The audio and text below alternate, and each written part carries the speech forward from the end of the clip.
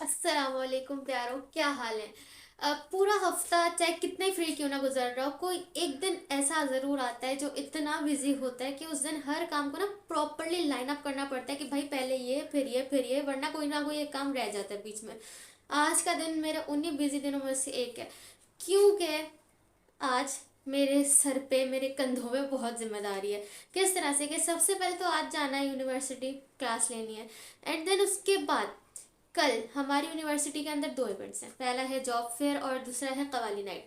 अब कुछ स्टूडेंट्स, आप लोगों को पता होगा, आप जो यूनिवर्सिटी में पढ़ते हैं, यूनिवर्सिटीज़ के अंदर ना कुछ सोसाइटीज़ बनी होती हैं मुख्तलिफ कामों को संभालने के लिए। जैसे मार्केटिंग सोसाइटी होती है, म्यूज़िक सोसाइटी होती है, मीडिया एंड इवेंट सोसाइटी होती है। इसी तरह से मैं भी सोसाइटी का पार्ट हूँ और मुझे भी सारी चीज़ें मैनेज करनी पड़ती हैं।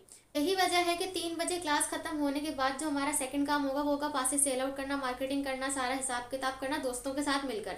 लेकिन एक चीज़ जो मुझे बाउंड कर रही है वो है आज KUBF Karachi university book fair में हमारा एक इन्विटेशन जो मुझे एक फ्रेंड की तरफ से मिला है।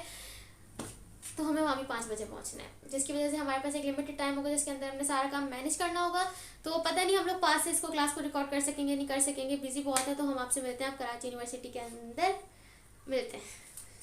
बैठ मेरी क्लास में तू खिड़कियों से झांक नहीं, बैचमेट तो साथ में तितलियों के बाग में, लकड़ियों को आग दे, हम गलतियों से भाग दे, हम रैप को भी राग दे जब करते तुमसे। अच्छा, अपने यूनिवर्सिटी के काम निपटाने के बाद जब हम लोग कराची यूनिवर्सिटी पहुंचे तो हमने कहा कि चलो भाई अब बिस्मिल्लाह करते हैं, रिकॉर्ड करना शुरू करते हैं। लेकिन हम लोग वहाँ पे अपनी दोस्त का इंतज़ार कर रहे थे। अब मसला ये था कि जो यूनिवर्सिटी के अंदर बुक फेयर लगा हुआ था वो था ऑपोजिट साइड पे, रोशनी आ रही थी बैक साइड से। इसलिए हम पागलों की तरह उल्टा चलना शुरू हो गया और वजी भाई बराबर में फ़ोन पे बातें करते जा रहे थे।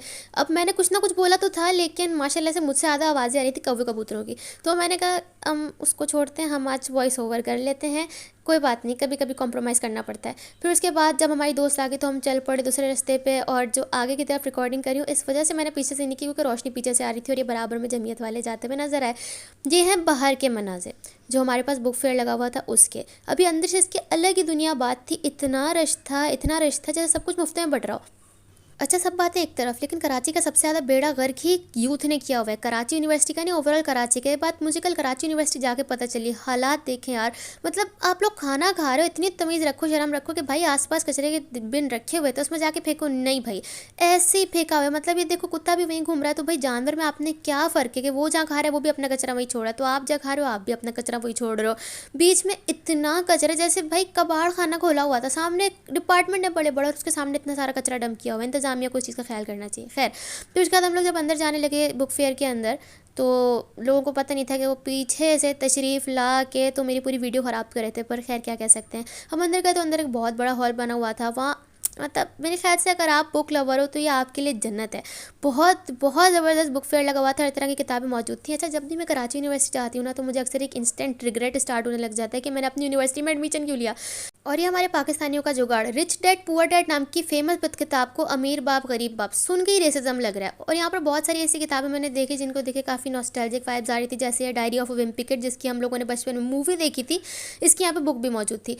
अच्छा, मेरा जो अपनी यूनिवर्सिटी के अंदर एडमिशन का रिग्रेट है ना वो सिर्फ एक टाइम तक ही था, लेकिन उसके बाद जैसे जैसे अब यूनिवर्सिटी को मैंने मज़ीद एक्सप्लोर करना शुरू किया तो मैंने कहा नहीं भाई, मुझे अपने दोस्तों की शक्लें याद आई, मैंने कहा नहीं मैं अपनी यूनिवर्सिटी में खुश हूँ। फिर मुझे स्टिकर्स नज़र आए।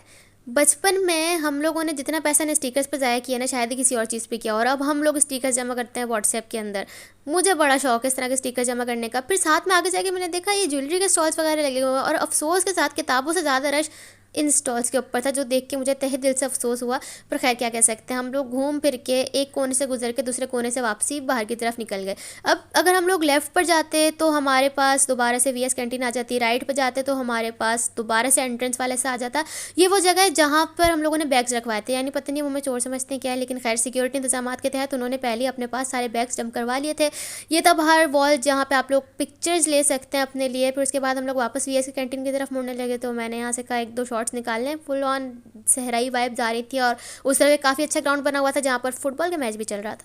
तो खैर हम लोगों ने लिया तो कुछ भी नहीं वहाँ से, हम लोग बस घूमने फिरने गए थे एज एन इन्विटेशन बात रखने के लिए। उसके बाद दिन ख़त्म हुआ और हम वापसी के रास्ते पे चल पड़े। तो अब मिलेंगे आपसे इंशाल्लाह कल। उम्मीद है कि कवाली के व्लॉग के साथ मिलेंगे, उम्मीद है, हम 100% प्रॉमिस नहीं कर सकते। तो अपना ख्याल रखिएगा, मिलते हैं अगली वीडियो में। खुदा हाफिज़। बैठ मेरी क्लास में तू खिड़कियों से झांक नहीं, बैचमेट तो साथ में तितलियों के बाग में।